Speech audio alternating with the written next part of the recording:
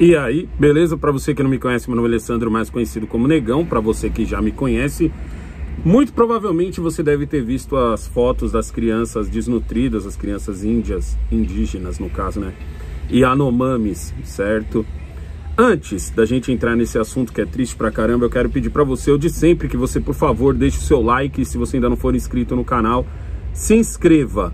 Hoje às 2 horas da tarde tem live, nós vamos falar ainda mais sobre esse assunto, certo? Que é um assunto muito importante, mas eu também quero avisar você que hoje também às 8 horas da noite tem a primeira de uma série de bate-papos que eu vou fazer aí em parceria com o Ferascast.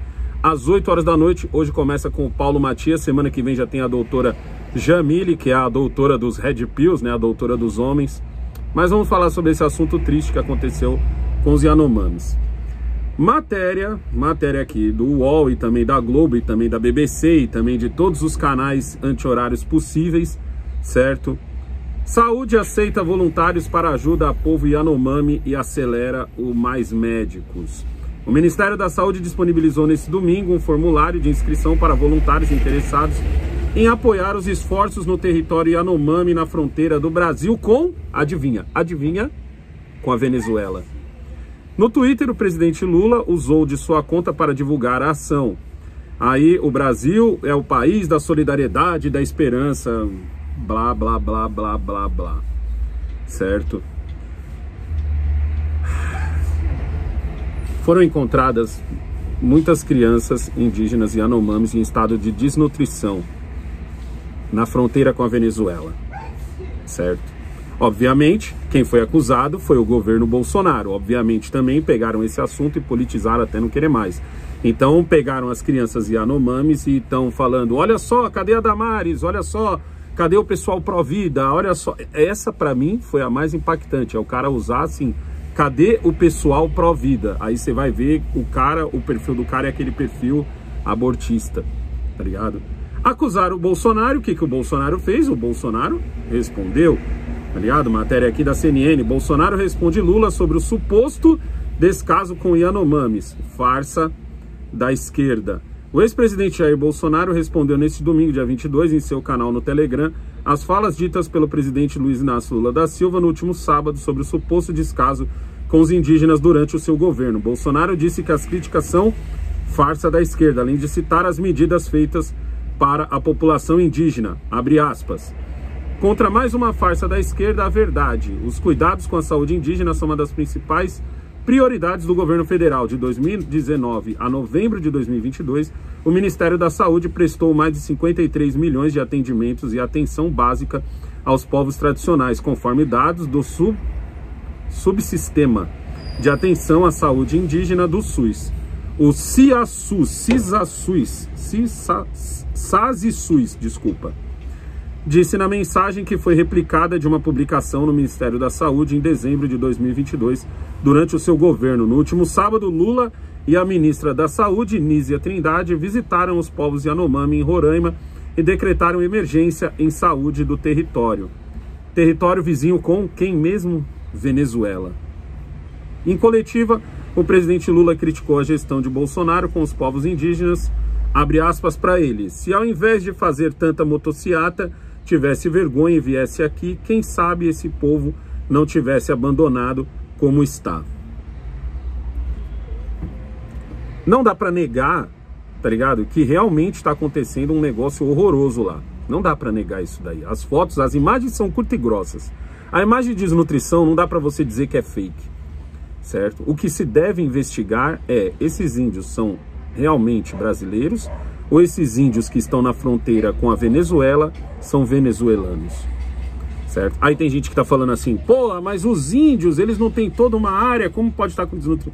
Meu amigo, lá você tem garimpeiro, você tem o cara que desmata, você tem traficante, você tem um monte de coisa, você tem um monte de coisa que não deixaria os índios viverem em paz, vamos dizer assim. Os índios, deixaria os índios serem índios, entendeu? Viverem tanto como pessoas da cidade que produzem e tudo, como pessoas que são índios mesmo, que vivem da floresta. Você não consegue viver de nenhum dos dois a partir do momento que você tem, acho que dá pra gente chamar de milícias, né? Quando nesse caso vai o cara que desmata, o cara o garimpeiro, e a gente também tem o traficante que provavelmente passa droga, arma, tudo por lá.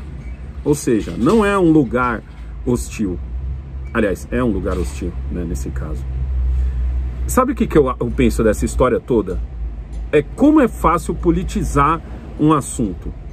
Como é fácil você politizar um assunto e o quanto é horrível você politizar um assunto. Sim, existem índios que estão em estado de desnutrição lá em Roraima, na fronteira com a Venezuela.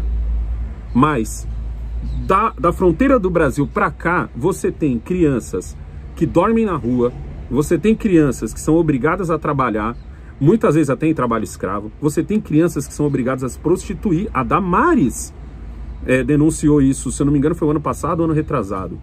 A Damares denunciou isso daí.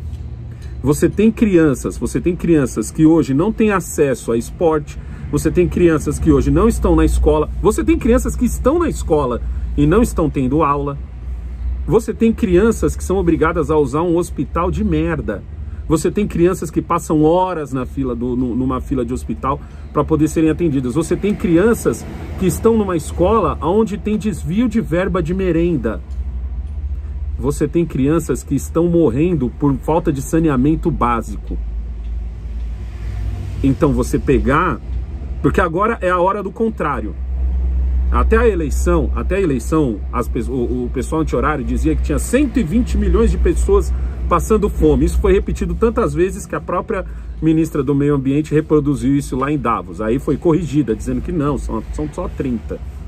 Porque agora mudou o governo. Então as medidas têm que ser mudadas, mas a medida do quanto as pessoas podem ser infelizes e usar certas coisas como massa de manobra, como massa de politicagem, aí quer trazer o Mais Médicos de volta. Eu sou a favor do Mais Médicos, sou mesmo, sou a favor do Mais Médicos, porque eu sei o que é estar num hospital e não ter um médico. Eu sei o que é isso, tá ligado? Só que eu também sou a favor de que o médico não trabalhe como um escravo, porque é isso que rolava. O médico recebia um dinheiro e ele tinha que doar parte desse dinheiro para a ditadura cubana. Isso daí tá para todo mundo ver aí. Então, tipo assim, se o médico chegar aqui, fizer o bendito do Revalida, provar que ele é tão médico quanto os nossos brasileiros, que eu acho que deveriam fazer também um Revalida, uma espécie de exame da ordem, só que dos médicos, acho que todo mundo deveria fazer, porque, cara, tu vai cuidar de uma vida. Se é exigido de um advogado que vai defender um ser humano, se é exigido dele um exame, eu acho que deveria ser exigido dos médicos também, entendeu? Mas até aí beleza, mas eu acho que o médico que vem de fora, ele tem que provar que ele é tão pica quanto o médico brasileiro. Mas a questão toda é politizar crianças.